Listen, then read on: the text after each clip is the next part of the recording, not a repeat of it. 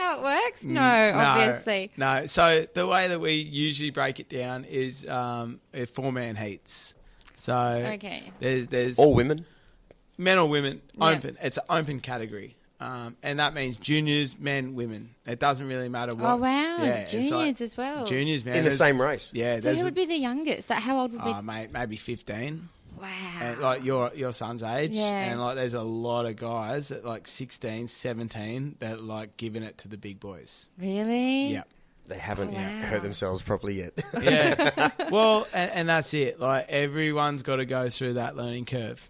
You hurt yourself big time. You got to like have the right mindset to rehabilitate and get back on the horse. And a lot of guys don't. They sort of like, no, this bit me bad. Yeah. But, a lot of guys do. And those guys are sort of like turning out to be some of the sport's best athletes at the moment. They've been through hell and high water with different injuries here and there, and they're still ticking away and still giving it strong. So how long would this course? What do you see as being a race lap? I had a wild stab in the dark at 90 seconds. Well, that's a big track. Okay, it's 1,000 meters, so a kilometre. The descent is like 13.5%. It's ridiculously steep. Whoa. And it's got 2 big braking corners in it that you need to slow for. So that's obviously like reducing your speed somewhat. However, those corners do drop quite a lot in elevation. So once you sort of like decrease your speed and brake for the corner, once you hit your apex and you pin it round through the corner, you're accelerating back to like top speed pretty quick. Oh, How check fast this would out. you go? How fast? Well, check this out. See if we can work this out. Hey, Google. What would my average speed be if I travelled 1 kilometre in 90 seconds? My apologies. I don't understand. That's not Siri. So 90 seconds. Hey, Google. I can't do math. Hey, Google. Hey, Google. Forget it. Google turned off. Look, the lights are gone. What do you reckon? Okay, 1 kilometre, 90 seconds, average speed. That's how you should have asked her. I'm reckoning maybe average speed of like 60, high 60s. Wow. Shit. With the big brakes and stops there. With big brakes in it. The top speed, I reckon, would be low 90s. And that's on a skateboard. On a skateboard. And from a spectator point of view, at the bottom of the hill is the fastest, most gnarly part of the track. Really? And you get to see the finish line, which is like just there. So that's where to be. That's the place. So the checkered flag would have slipstreaming and big passes at the end. It's epic. It's such a logistical, beautiful hill. Like you come down, you do a little slide there, you come down, do another little slide there, come down, you're getting really, really quick. You go through this little chicane, you're like, whoppa. Yeah. And you come out and you're like, oh, I'm hauling over up over this crest, and the finish line's at the top of the crest. So for the guys that are leading the race that kick out really, really fast at the top, that are like super technical down the hill, you can sit in second or third, potentially draft, just sit nice and close, be just as technical, draft that last exit, draft up the hill, take the win on the line, up the hill draft. Wow. And then it comes down the hill again and then back up the hill for a run out, and like you don't even have to slow down or anything. Like it runs out to nothing, and then that's the end of the estate. You jump on a bus back up the hill. Beautiful. Yeah. That sounds like so much fun. So you're going up a hill to the checker. Yeah. Still at high speed. At least high 80s, 90s. Oh my God, that'd be such a cool thing to see. Yeah, it's like you come down like into this like trough, and you're just like, whoa. Oh wow! So like you can see second place coming out of the hill. Oh my God, he's right behind him. Here's a chance. Who's coming up? Oh, racing, man! I love racing. Yeah, I really do. Is it like ski events? Is it slalom? Slalom, I think it is. Yeah. I say slalom, but other people have pulled me up to saying slalom, and it's like slalom. Slalom, yeah. How hard is it to pronounce that word though? Slalom. As if you put especially on Australia Day. Australia Day Eve. Slalom. It's Australia Day Eve. But anyway, like is it like that where, because as far as I can remember, they've got spectators that go right up the whole track. Yeah. With a lot of them down the bottom. So is that is that the giant slalom stuff in the ski Winter Olympic stuff? Yeah, like when you go through the through the flags. gates and stuff. Yeah. Yeah. Similar. Yeah. It would be like that, wouldn't it? Exactly the same. Yeah. Like, think of it like this. Like, all the action's going to be in the lower half of the track. Yeah. However, there's going to be some cool action in the top half of the track, but for people to get there, it's going to be a little bit harder. I mean, on a mountain, it's a lot harder. Yeah. But, at this estate, you just got to walk up there. You just got to want to walk up there. It's only like 1,000 metres, but it's quite steep. Yeah. So you can walk to one of the better part of the better corner, which is just up from the end, and it's only like 500 metres. Or we hook up a camera that links it to a big screen there. Oh, yeah. Dude, see, that's the thing. That's well within my budget, but it's been a real tricky situation trying to hook up streaming. Yeah. Streaming has been like a little bit of a nightmare. So if any punters out there are listening that understand streaming and want to sort of help out, like I've reached out to Griffith, I've reached out to Bond. We've collaborated a little bit with the guys at TechSpace, and also just had a bit of a mind blank. Well, there's a few. There's only in Speedway they do it, right?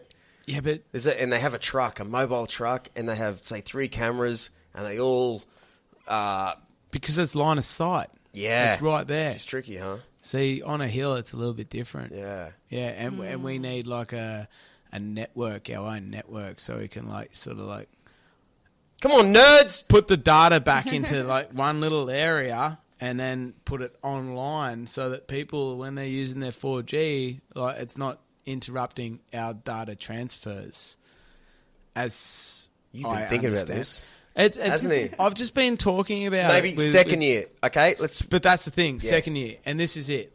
We've only got 7 weeks, and I'm being realistic at this point in time. Like my main focus was the streaming. I wanted to get it streamed. But now my main focus, being this late in the game, is that the streaming's been a bit of a struggle. My main focus is just running a really, really cool event for the spectators, and also above everyone else, the races. Because the races are the ones paying the money, the big money to come.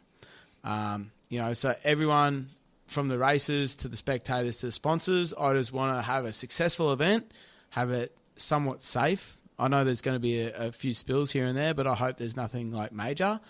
And I guess it's just something to build on for next year. Exactly. You know? Like when I go take my little dude to the billy cart thing, the billy cart race starts right at the top. Was that the one, King of Burleigh? No, what's that one down at that hippie town down there? Bangalow. Mullumbimby. Bangalow. Bangalow. They have a great one every year. That's the only one I've ever been to. It's really cool. That's where all this started, man, believe it or not. Oh, wow. We can go on that a little bit later. Well, everyone is on the sides of the road, but down the end where they're really hooking at speed and they crash into the end. The hay bale across the end. Just like you were saying, Rika, like the slalom ski, they end with a big turn. Yeah. There's something really cool about that. And that's all you kind of want to get out of it. Next year, you let everyone kind of go, oh. That's what I think about this podcast show sometimes. Yeah, I want to video the show, but I don't want to do it. I hope someone else wants to do it. So there'll be someone like Aaron Brunner who's already mentioned it. You're already doing this. Yeah, but you know what I'm saying? And I hope that's for you too. In the second year, you can already run a great event. In the second year, someone else takes over all that for you. I'd love that. And they speak your language because they saw it in the first year and they know exactly what you want because they got a kick out of it. Yeah. They're like, yeah, man, if I could only see that turn that he came out of the corner, blah, blah, blah. Yeah. Yeah, well, I've been labelled with a small circle of friends that I'm, involved in.